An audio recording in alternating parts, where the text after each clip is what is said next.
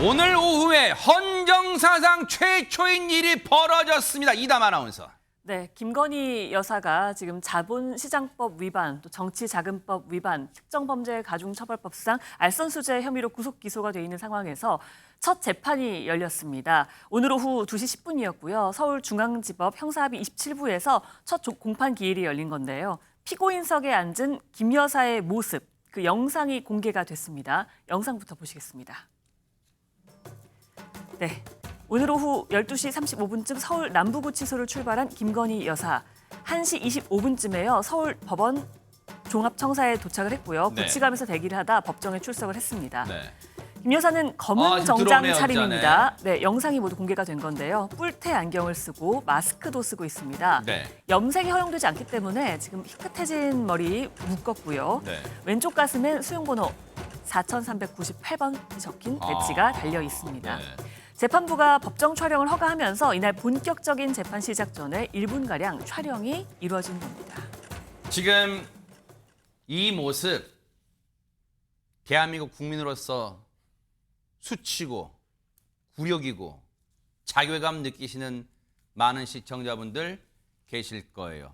그런데 최진영 변호사님, 엊그제 MBN이 포착한 그 구속수감 이후에 첫 영상에 단독 포착한 영상에는 휠체어에 앉아 있었고 전자발찌 차고 있던 모습 포착됐는데 그때는 전자발찌 차고 저기 휠체어에 앉아 있더니 오늘 잘 걸어 들어왔네요. 아마 그런 부분이 있을 겁니다. 그러니까 원외에 어떤 그 조사를 하거나 아니면은 그 치료를 하러 갈 때는 도주의 우려 그런 것을 감안을 해서 말씀하신 것처럼 그 발찌를 했고 네.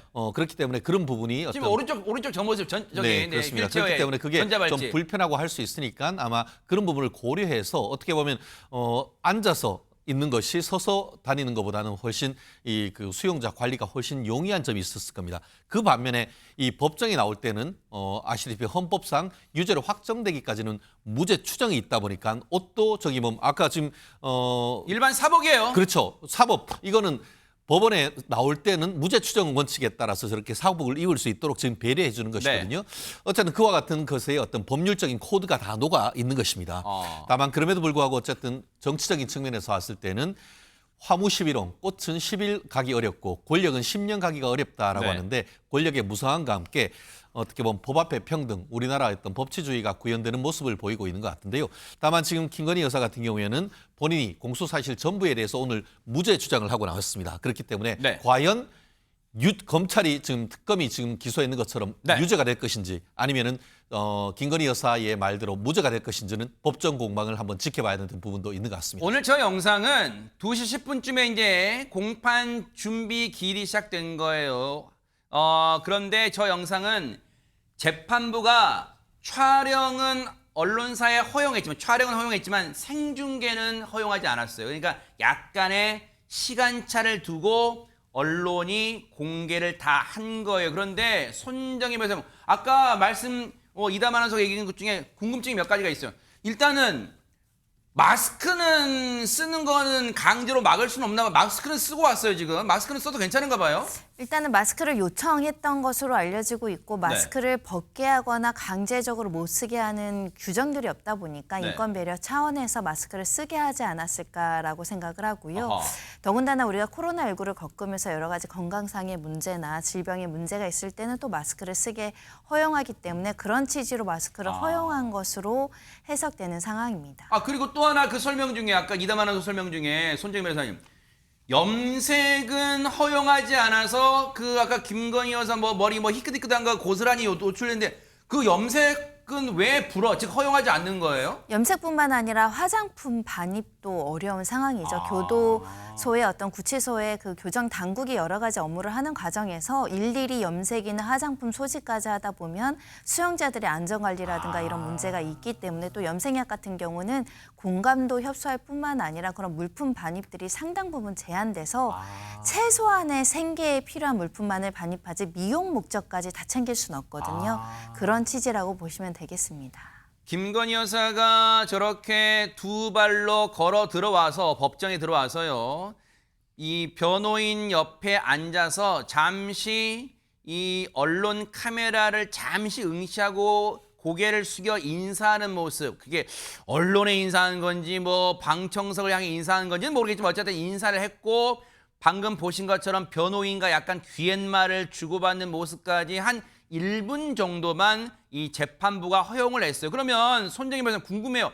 1분 뒤에 이제 본격적인 재판이 이제 물론 공판 준비기일이었습니다만은 뭔가 진행이 됐을 거 아니에요. 1분 뒤에는 어떤 상황이 펼쳐졌을까요? 일단 재판장 입장에서는 피고인의 신원을 확인하는 절차를 거쳐야 됩니다. 인적 동일성을 확인하기 위해서 이름, 주소, 직업 이런 것들을 물어보는 인정신문 절차를 진행을 했고요.